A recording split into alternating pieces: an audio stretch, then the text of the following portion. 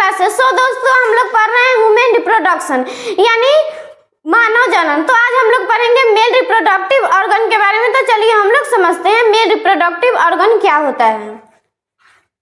नर जनन तंत्र यानी मेल रिप्रोडक्टिव ऑर्गन। सबसे पहले देखेंगे ये मेल रिप्रोडक्टिव ऑर्गन जो होता है इसमें ये क्या किन किन चीजों से मिलकर बना होता है। सबसे पहले देखेंगे नर जनन अंग जो होता है प्राथमिक जनन अंग, सहायक नलिकाओं और ग्रंथियों से मिलकर बना होता है। अर्थात जो नर जनन होता है ये प्राथमिक नर जनन अंग, सहायक नलिकाओं और ग्रंथियों से मिलकर बना होता है। देन हम देखेंगे प्राथमिक जनन अंग जो होता है एक वृषण होता है और वृषण जो होता है एक जोड़ी यानी दो होता है।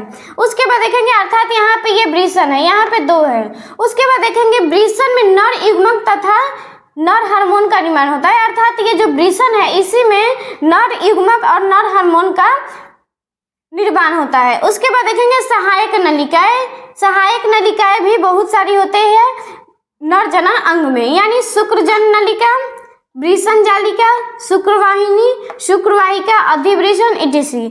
उसके बाद देखेंगे ग्रंथियां। अर्थात नर जनन अंग में बहुत सारी ग्रंथियां पाई जाती है यानी ग्रंथियां 3 ही पाई जाती है।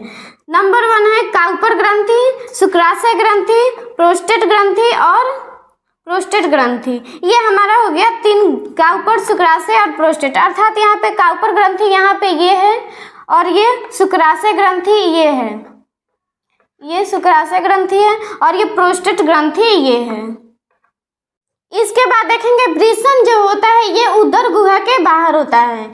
क्योंकि उदर गुहा के बाहर इसलिए होता है क्योंकि वृषण में ही जो होता है शुक्राणु का निर्माण होता है और शुक्राणु का निर्माण जो होता है अपने शरीर के तापमान से 3 डिग्री सेल्सियस कम होता है। यानी हमारे शरीर का तापमान जो होता है 37 डिग्री सेल्सियस होता है और शुक्राणु का निर्माण जो होता है 34 डिग्री सेल्सियस या 34.5 डिग्री सेल्सियस पर शुक्राणु का निर्माण होता है। इसलिए जो ये होता है वृषण ये शरीर से बाहर होता है, उदर गुहा से बाहर होता है। उसके बाद देखेंगे वृषण जो होता है वृषण कोश में पाए जाते हैं। अर्थात ये वृषण जो है ये वृषण कोश है और ये इसके ऊपर इसके अंदर जो होता है वृषण पाया जाता है और ये वृषण को जो है एक मोटी खोल से बनी होती है।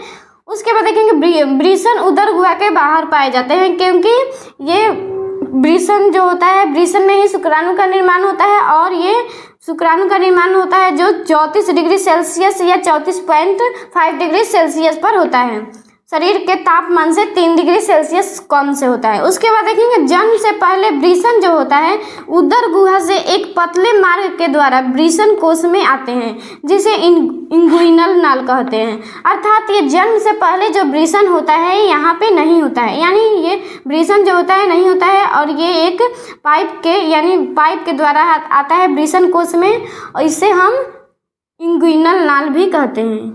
इसके बाद देखेंगे वृषण की आंतरिक संरचना। अर्थात वृषण के अंदर क्या क्या होता है। सबसे पहले देखेंगे वृषण जो होता है 3 स्तर से मिलकर बना होता है। अर्थात वृषण जो होता है उसके बाहर त्रिस्तरीय निर्माण होता है। सबसे नंबर 1 है बाहर जो होता है सबसे पहले वृषण कोश होता है यानी बाहर जो होता है वृषण कोश होता है उसके अंदर जो त्रिस्तरीय होता है ये 3 होता है। नंबर 1 है ट्यूनिका वेजिलिनिस और 2 नंबर में है ट्यूनिका अब्लूजिनिया और 3rd नंबर में है ट्यूनिका वेस्कुलोसा।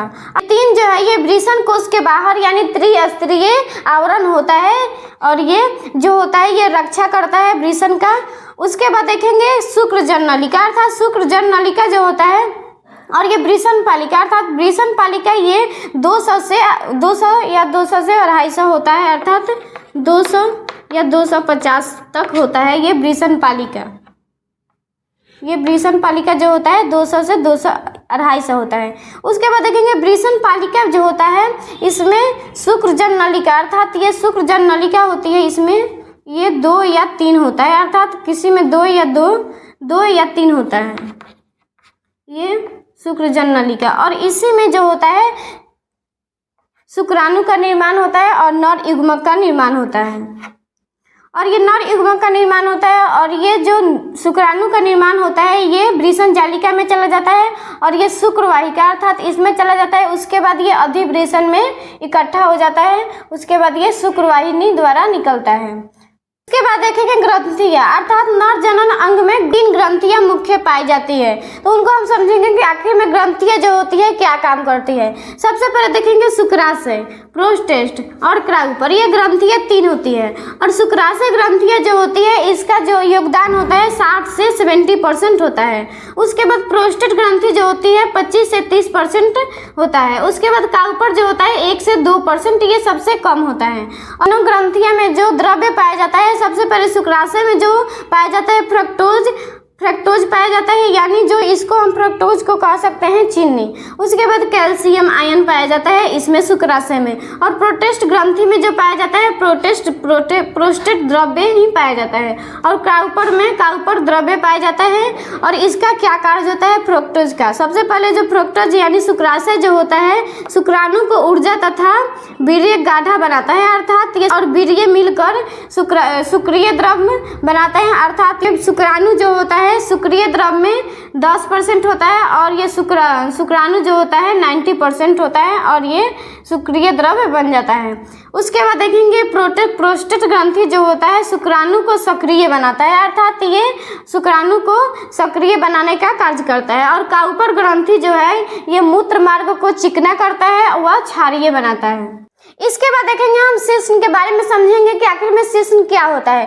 सबसे पहले देखेंगे ये शिश्न का भाग होता है, अर्थात ये इसमें शुक्राशय पाया जाता है, यानी शुक्राशय जो है एक ग्रंथिया है। उसके बाद प्रोस्टेट, ये अर्थात ये भी एक ग्रंथिया है और काउपर भी एक ग्रंथि है और ये एक पतला सा ये मूत्र मार्ग है। उसके बाद ये देखेंगे यहाँ पे शिश्न। उसके बाद देखेंगे शिश्न में जो होता है 2 स्पंजी ऊतक पाए जाते हैं, यानी ये स्पॉन्जी ऊतक जो होता है ये रक्त का बना होता है और इसे एक्टाइल यानी उत्थान कहते हैं। और ये 2 होता है कॉर्पोरा कन्वेक्सी और कॉर्पोरा स्पंजिया, अर्थात ये शिश्न जो होता है एक नर जनन अंग होता है, नर जनन अंग होता है। और ये जो होता है एक नली के समान रचना होती है और ये इसका कार्य जो होता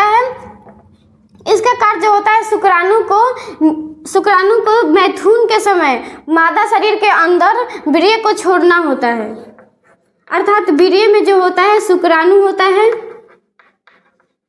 और शुक्रिय द्रव्य होता है।